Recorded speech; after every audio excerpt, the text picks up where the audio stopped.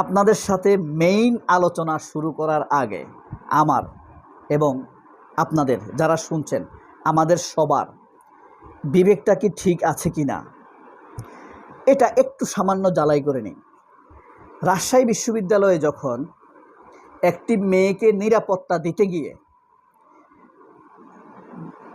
রাকসুর GS Salauddin আম্মার কয়েকজন নারী নির্যাতনকারী তথা ছাত্রলীগের কর্মীকে পুলিশের হাতে দিয়েছিল, তখন সমকাল পত্রিকা নিউজ করেছিল আম্মারকে ঠেকানোর কেউ নাই, বেপরোয়া আম্মার। সমকাল পত্রিকা ধারাবাহিক নিউজ, কারণ ছাত্রলীগকে ধরেছে।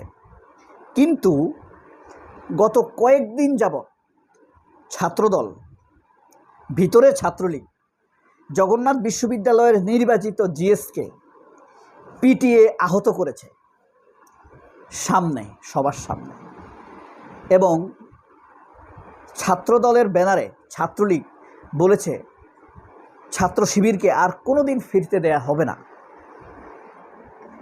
একদম লাইভে বলেছে, জগন্নাথের গেটকে পিছনে রেখে। আবার ছাত্রদলের জগন্নাথের সভাপতি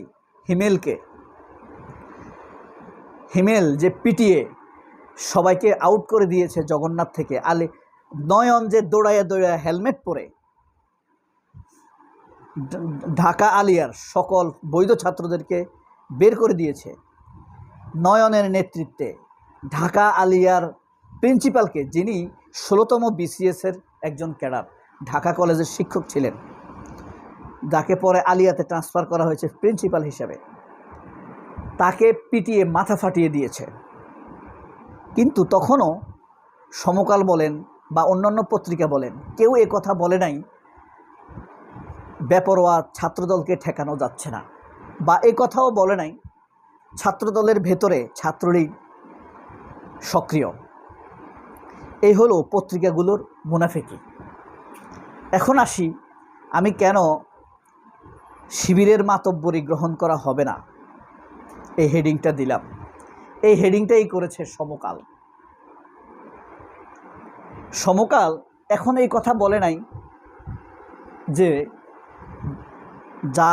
যারা নাকি নিরীহ শিবিরের লোকদেরকে মেরেছে, নির্বাচিত জিএসকে মেরেছে, নির্বাচিত স্বীকৃত জনপ্রতিনিধিকে আহত করেছে, মাথা ফাটিয়ে দিয়েছে, একজন প্রিন্সিপালকে পিটিয়ে দিয়েছে, তাদেরকে বেপরোয়া বলে নাই। তারপরও দোষকার শিবিরের মরলইপনা, মাতব্বরি শেষ, এটা মেনে নেওয়া হবে না। এই হলো অবস্থা। আর বলছে কি, ছাত্রদল শিবির মুখোমুখি। দেখেন এই সমকাম পত্রিকা দেখেছেন, শিবিরের মরলইপনা আর মানতে নারাজ। শিবির মাতব্বরি করেছে, আর অথচ যারা হামলা করেছে তারা মাতব্বরি করেনি। এখন আর তাদেরকে থামানোর প্রয়োজন নেই, কারণ সমকাল খুশি, সমকালের মালিক খুশি। একে আজাদ, চিনতে পেরেছেন? সমকালের মালিক খুবই খুশি, কারণ শিবিরকে আর উঠতে দেওয়া হবে না, দমিয়ে রাখতে হবে। এটা তাদেরই মুখপাত্র। এই পত্রিকা কি আমাদের মুখপাত্র, সাধারণ ছাত্রদের মুখপাত্র? এই পত্রিকা কি আহত ছাত্র প্রতিনিধির কথা বলল? এই পত্রিকা কি একজন চরমভাবে রক্তাক্ত আহত শিক্ষকের কথা বলেছে? বলেনি।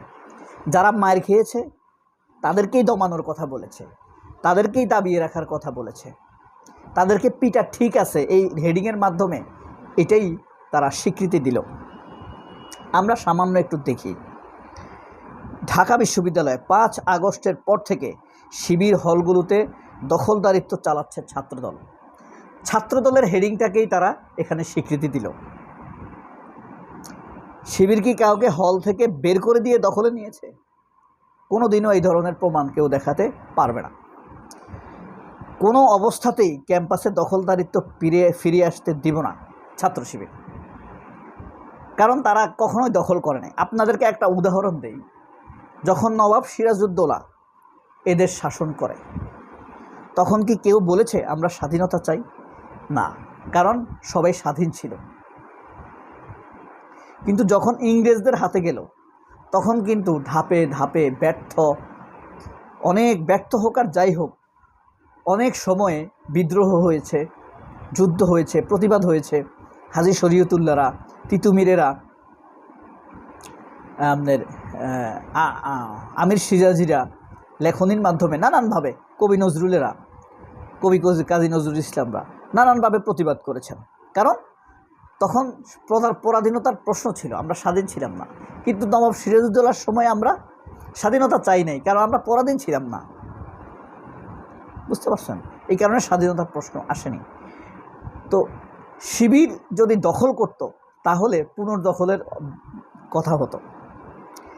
এই হেডিংয়ের মাধ্যমে একদম স্পষ্টভাবে এই সমকাল পত্রিকা নির্যাতন নিপীড়নের পক্ষে নিছে। আসেন এই গৌরবটা একটু দেখি আমরা।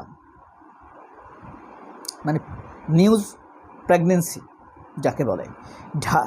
সাম্প্রতিক সময়ে ঢাকা বিশ্ববিদ্যালয় এবং আশেপাশে শিক্ষা প্রতিষ্ঠানগুলোতে ছাত্রদল ছাত্র শিবিরের মধ্যে পাল্টাপাল্টি ধাওয়া সংঘর্ষের ঘটনা ঘটেছে।